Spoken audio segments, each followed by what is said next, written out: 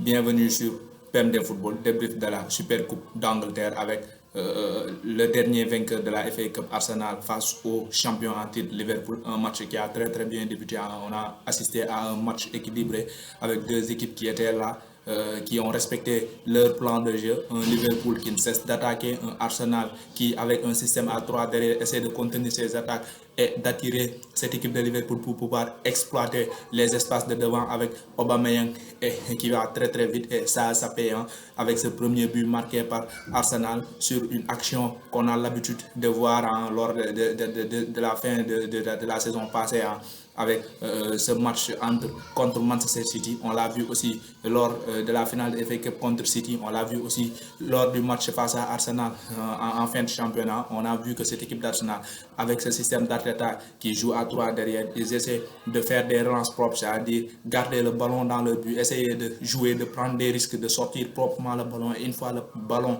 sort, on a un déséquilibre qui se crée, et ce qui profite à qui? Ce qui profite à la vitesse de Pierre-Emerick Aubameyang qui est devant le but, est extrêmement efficace, qui marque ce but, un but qu'on a l'habitude de voir. On l'a vu face à Man City lors de la demi-finale de FA Cup l'année dernière, comme je l'ai dit, avec 18 passes avant le but marqué. On l'a vu aussi en finale sur ce penalty provoqué par Aubameyang face à Aspilicueta. C'est le même genre d'action. On essaie de sortir proprement de sa zone et ça crée le déséquilibre face à l'équipe adverse, et ce qui permet à Aubameyang d'avoir de l'espace pour aller faire mal. Ça a payé. Donc chapeau à Mikel Arteta qui commence à imposer ses propres bases. On a vu que Arsenal, ils ont une façon de jouer maintenant avec ce système A3 au milieu. On essaie coûte que coûte de construire derrière, d'essayer de faire la différence devant. Ça a marché aujourd'hui. Ils ont remporté certes au tir au but, mais ce n'est pas démérité. C'était un match où tous les deux équipes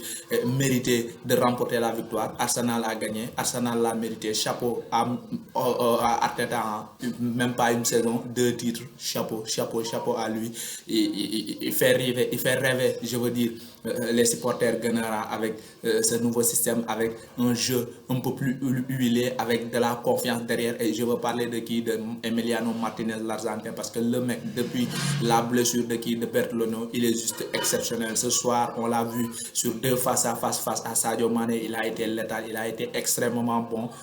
Il a été aussi présent sur le tir au but raté par Liverpool aussi. Donc chapeau à lui, chapeau vraiment à lui. Depuis la blessure de Leno, il est l'un des hommes forts de cette équipe nationale, et Arteta aura un choix à faire avec le retour de Bert Leno, parce que Emiliano Martinez en ce moment mérite largement de jouer, je veux dire, même si Leno avant sa blessure était exceptionnel. Mais je me dis qu'il ne faut pas couper l'élan du gosse. C'est un jeune joueur qui, avec un peu plus de temps de jeu, avec d'expérience, peut devenir un homme sûr de cette équipe d'Arsenal. En ce moment, il le montre et il est fantastique. Maintenant, Arsenal a mené 1-0.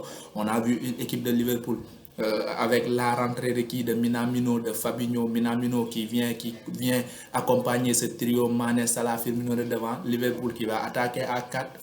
Et on voit aussi un Naby Keita qui est entré et qui prend un peu plus de risques dans le jeu offensif. Il prend des risques, il essaie de jouer au football, il essaie de casser les lignes, et ça a manqué à Liverpool en cette première période. Et sur la deuxième période, on a vu qu'il a apporté ça, et ça a permis à Liverpool d'égaliser sur une des rares actions où Mohamed Salah a pris le jeu en son compte.